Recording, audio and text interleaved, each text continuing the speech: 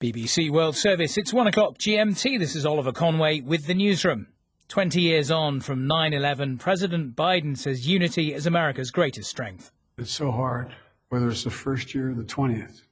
We hope the memory of your beloved brings a smile to your lips, even while still bringing a tear to your eye. We go live to New York and we look at what the 20-year fallout has meant for Afghanistan. If we think about our country, about our people, we lose a lot of things. We lose our relative. I think our people, they will not forget it. Also on the newsroom, Apple is dealt a financial blow in its court battle with Fortnite creator Epic. Prince Andrew is served with US legal papers over sex assault allegations.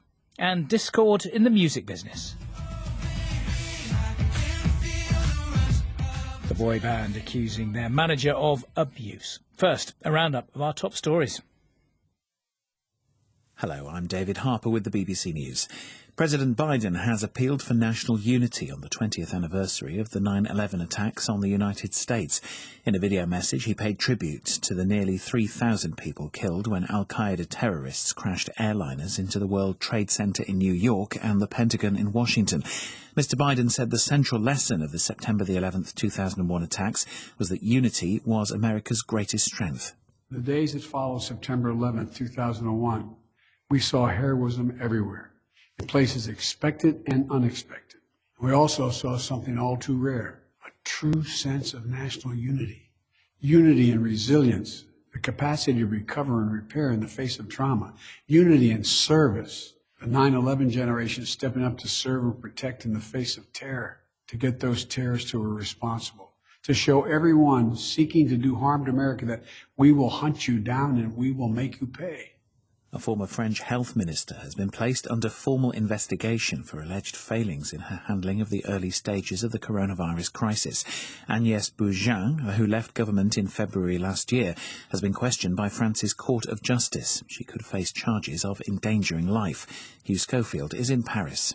Agnès Buzyn is in its sights because before she left the job as health minister, she made statements appearing to suggest that the COVID situation was under control. But then later, she said, on the contrary, she left office knowing that disaster was about to strike.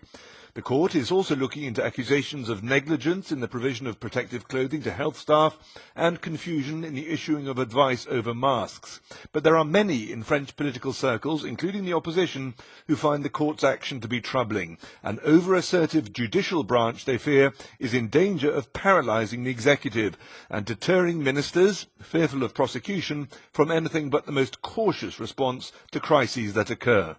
Violent protests have erupted in the occupied West Bank after Israeli police captured 2 of the 6 Palestinian militants who escaped from a high-security prison earlier this week. The Israeli army said up to 600 Palestinians clashed with soldiers at a checkpoint near the city of Jenin. Demonstrations were also held in other cities.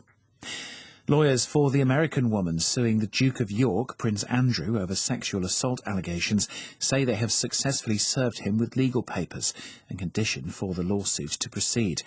In a document filed at a New York court, Virginia Giuffre's lawyers say the documents were given at the end of August to a police officer at the Prince's Windsor residence in England. A judge must now decide if the papers were indeed served.